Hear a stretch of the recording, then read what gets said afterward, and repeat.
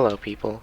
Today I'm going to be showing you how to use Lightmatica, a tool which can be used to copy a building in a creative world and then make a blueprint somewhere else or in another world of that same build. And it's really useful for building things in survival, so let's get started.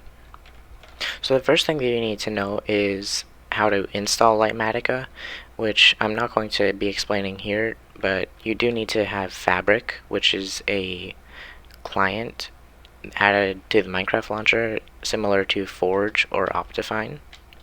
Now, once you have Fabric, you can just put Lightmatica into the mods folder, and then load up Minecraft. Alright, so the first thing that you will need is a build. Now, this is nothing fancy here. It's just a little wooden house thing that I made.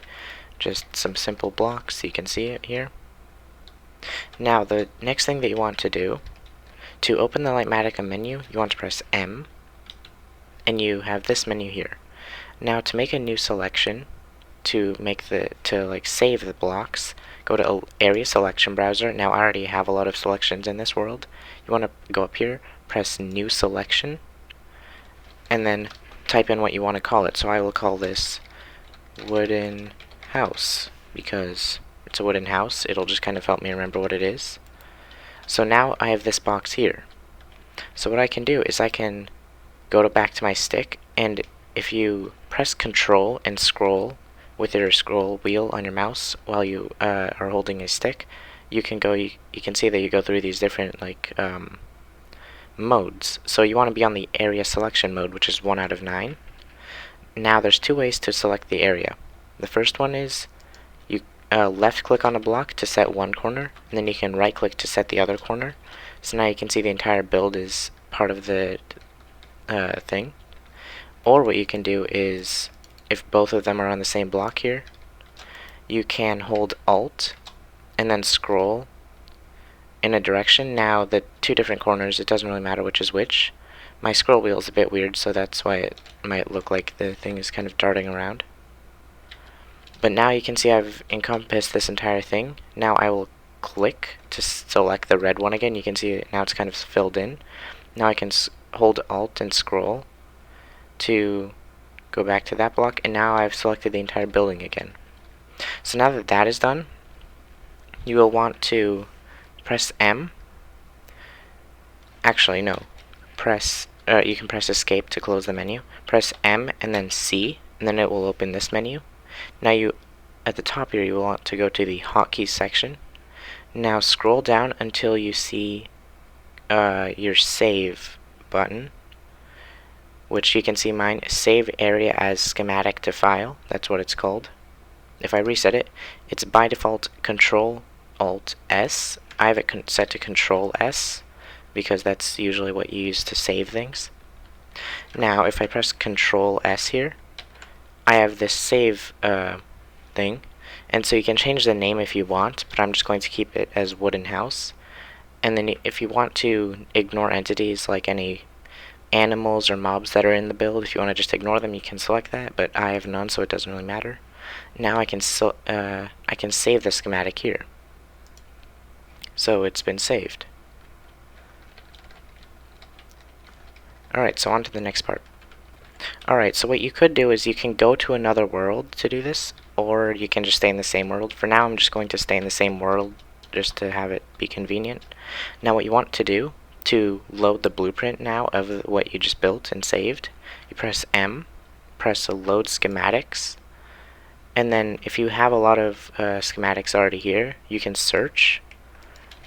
If I just start typing, it'll search, and then you click on it, and then you want to make sure that this is selected with the X in it, the Create a Placement, and then when that's all done, you can press Load Schematic, and now you can see here that a schematic has been loaded. So if you go back to your stick, you can see I'm still on area selection. Now what you want to do is hold Control and then scroll up 1, so then now you're on schematic placement. So now what you can do is hold Alt, and then when you scroll, you can move the entire thing in whatever direction you're facing.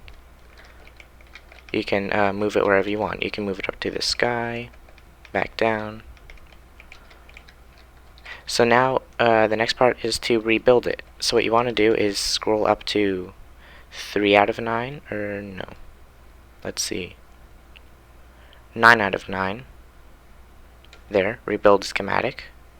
And so what you can do is press M and P to go to the configure menu, schematic placements menu.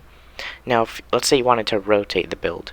You press configure, then you can change the rotation so that you can rotate it however you want. And then you can also mirror it if you need to. And then last thing that I would recommend doing if it's a large build that'll take a while is to lock it.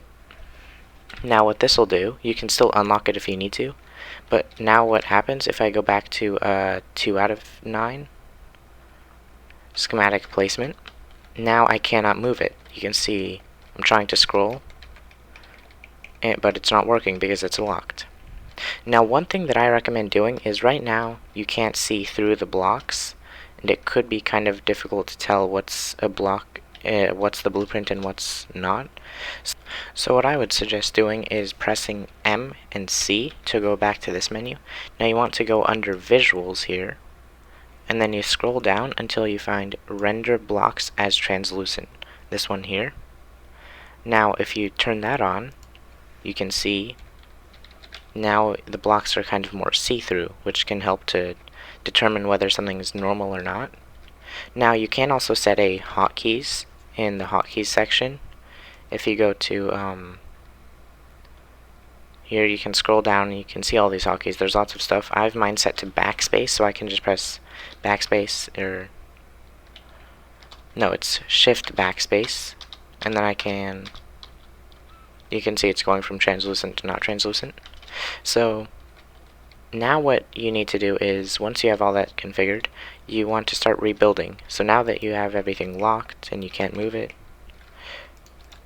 you can clear your inventory, and then what you can do is, if you are in creative, you can just get your there's 2 ways that you can do it. You can, if you're in creative with Lightmatica, you can go up to 5 out of 9. Let's see if I can get to it. There, 5 out of 9. Paste, schematic, and world. Now you'll need to set a hotkey in hotkeys. I've execute operation. You need to set that to something. I have mine set to MU. So if I do that, okay, I need to select the placement. You press MP, and then you just click on it and it'll select it. Now if I do MU, you can see it's been pasted, and these are real blocks. And now if I press MP, configure, and unlock it, I can move it over here, and then I'll lock it again so that I don't mess it up.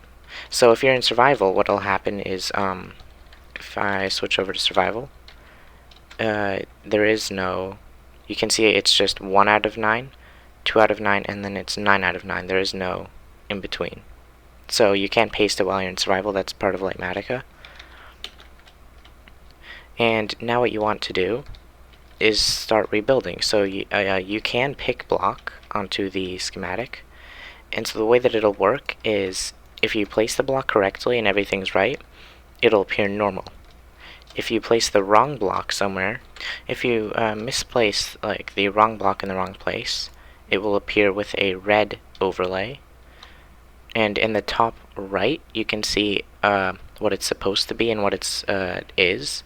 So you can see the schematic is cobblestone, but the client is oak planks. So you can pick block and then put the correct block. And then another thing is, if it's the right block but it's somehow in the wrong state, like if it's rotated the wrong way, or it's open when it's not supposed to, or if it's powered when it's not supposed to be powered, it will appear with an orange overlay. And you can see again in the top right what is wrong with it, what it is supposed to be and what it actually is. So you can see the axis is X while it's supposed to be Y. So if I do that, it's now correct. Same with like if a glass pane isn't connected to the right things on the right sides, it'll. And then if there's any extra blocks, like blocks that are supposed to be air, then it'll appear with a pink overlay. And also another thing is if a door is open or something like that, it'll appear orange. And then anything that's not placed will appear with that blue overlay. So those are the colors, and you can just rebuild it here, or there are some other things that you might want to know. So one thing that is very important with building is if you want to know how many materials you'll need to build something. For example, I want to know how many oak logs I'll need to build this. If I'm making it in survival, I need to know how much stuff I'll need to gather. So if you press M and L, you can see the material list. Now you can see I need a total of 28 oak logs. Only 13 are missing because I've already placed some. I only have one available because there's only one in my inventory. So you can see the different types of things, and this is really handy to see what you need. Now the next thing that you should know is what if you want to build it like layer by layer.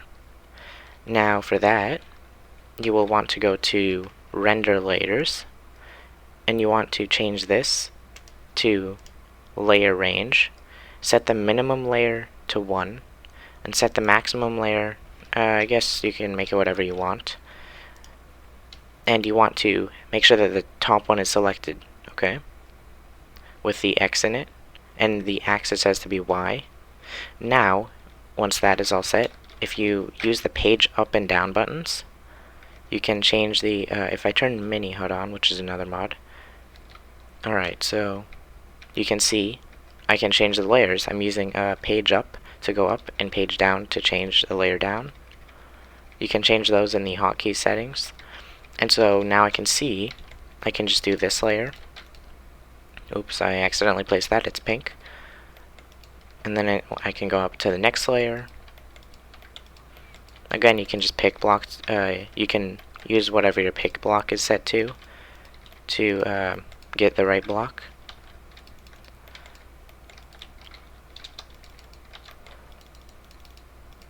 And then there you go. So that is just about everything that you would need to know. Now, if you really need to, for some reason, you can like change the axis to Z or X so that you look at it from, you do layers sideways or as you need them. But that is how you can use Lightmatica. It's pretty simple once you get to know it, and it's really useful. Now, one last thing that I want to mention is if you have, for example, a some kind of container that can have items, and you make a lightmatic of it, and you build it and you paste it with creative, it'll actually keep the items in it, which is pretty handy. And yeah, so there you go. If this video helped you, remember to let me know in the comments, and also remember to subscribe because I work hard on my videos. And if you think the video would deserve a rating, remember to leave a like. And alright, have a good day. Goodbye.